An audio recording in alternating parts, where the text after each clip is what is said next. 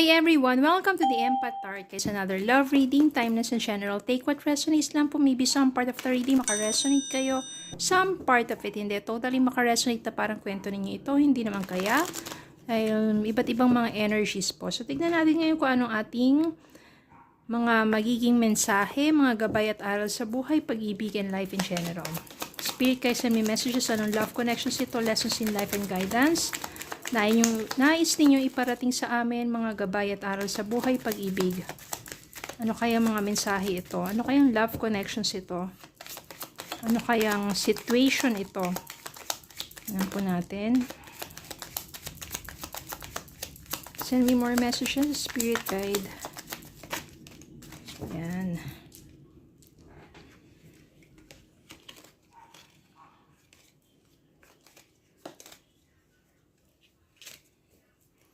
Ace of Pentacles,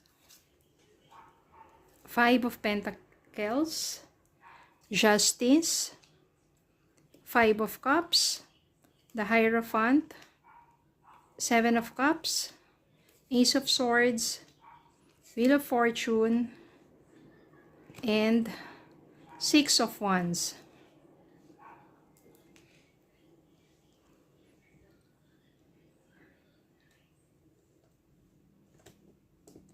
Ayan. So, maaring dito, mahirap, no? Parang sobra. Five of Pentacles and Five of Cups. Yung sobrang kalungkutan, depression, dahil walang-wala ka na. Parang iniwan ka ng person mo. Tapos dito naman na Five of Pentacles. Pati financial na aspeto ng buhay mo, wala rin. Zero ka rin.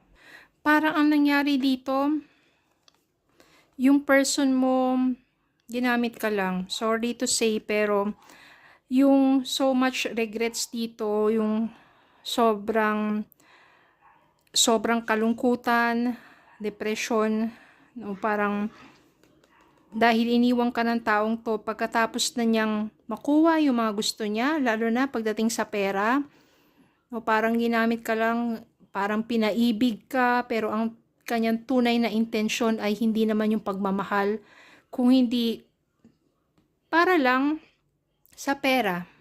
Masakit man, pero ganun talaga yung nangyari. Masasabi natin na sobra ka na apektuhan, na depress ka, kasi wala pagkatapos ng lahat, bigla na lang siya naglaho. Tapos wala ka na, 'di ba? Parang walang-wala ka na, naubos ka na. Hindi mo na mamalayan na naubos ka na. Pati sa pananalapi. Mahirap dito, mahirap mag-move forward. Pero mabuti na lang, Ace of Swords dito, nagkaroon ka ng clarity. Mahirap tanggapin, pero wala ka nang magagawa, hindi mo na mababalik ang nakaraan sa mga maling desisyon na yon, na hinayaan mong gawin sa'yo ng taong yon. Pagdarasal mo na lang siya, bahala na sa kanya. Bahala na sa kanya si God.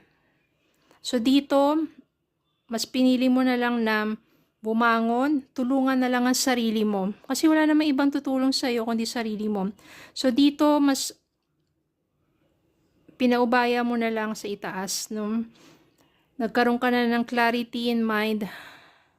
At hindi ka rin naman naghahangad pa na mag-revenge.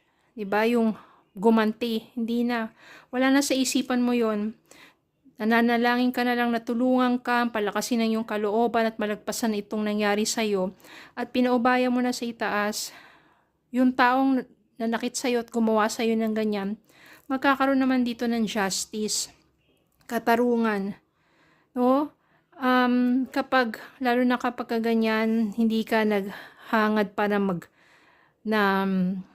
masama do sa taong yon at hindi mo siya kinecurse. Pero dito makakamtan mo naman ng justice, ang hustisya. Kasi, ibig sabihin yan, iikot naman, di ba? Minsan, iikot naman ang mundo. Minsan, kung na doon ka sa ibaba, sa mga panahon na yan, pasasaan ba at mapupunta ka doon sa maitaas naman. At yung taong gumawa sa'yo ng masama, ng panluloko sa'yo, yung ginamit ka lang, inuwanan ka lang ng pera, hindi ka naman talagang tunay na minahal, pinaasa ka lang, pinaibig ka lang, siya naman yung magiging nasa baba, which is, kung makikita nyo ito, devil, yung nasa baba, kahirapan.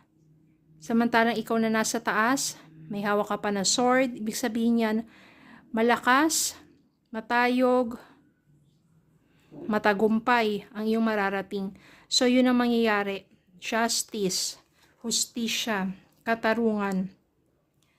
O dahil nagpatuloy ka sa buhay mo na mas minahal mo yung sarili mo, nagkaroon ka ng self-love and care, doon mo rin naisip na ang dami mo palang dapat mga pangarap na kaya mo matupad nang wala ang taong yun. Kaya mo magsimula, kaya mo bumangon. At napakarami ditong options o choices sa buhay mo. Mga possibilities and opportunities na darating sa buhay mo. Isa na dyan, magandang opportunity pagdating sa money, new beginning, new financial opportunities. Maaring bagong trabaho, bagong negosyo, may tutulong sa'yo para magsimula muli. Investment, savings, basta prosperity, ito, abundance ito. Ito na yung simula. At dahil dyan, darating din talaga yung tamang panahon nang meron someone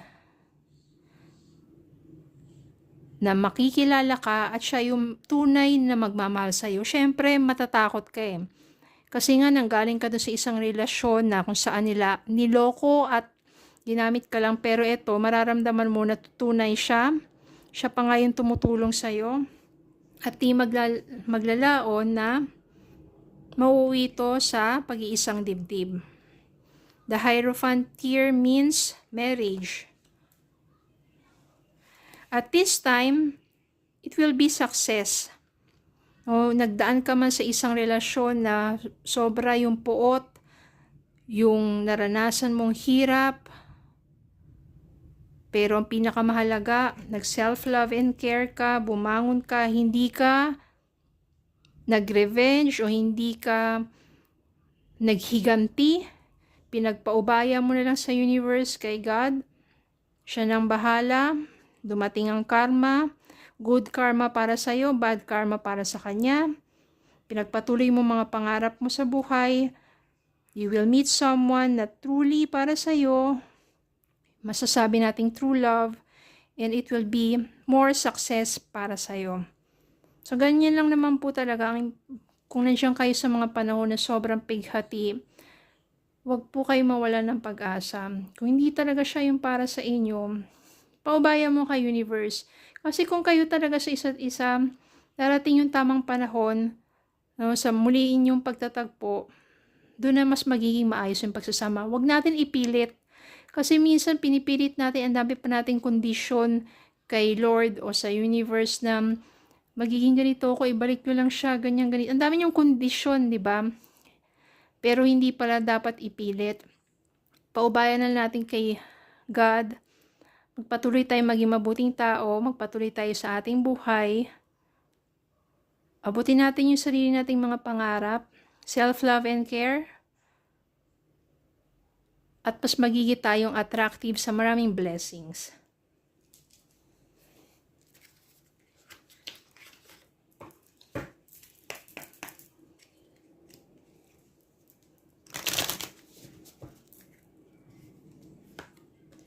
Open yourself to love. It is safe for you to let your heart be seen. Don't be scared.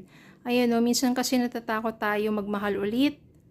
Lalo na kapag sobrang nasaktan. Pero, don't be scared. Divine timing. Be patient while things are unfolding. This connection is worth the wait. It's worth the wait. Diba? Divine timing is really worth the wait. Kaya nga wag natin ipilit. Wag tayong magmadali. Lahat, we are all connected. Lahat ng bagay na nangyayari sa buhay natin ay may connection para dun sa tamang mga bagay at mga tao na para sa atin na darating in its divine timing. Okay, so yun lang po. Maraming salamat po for watching. Please don't forget to like, share, comment, subscribe, follow me on Facebook and YouTube. Have a good day po and God bless.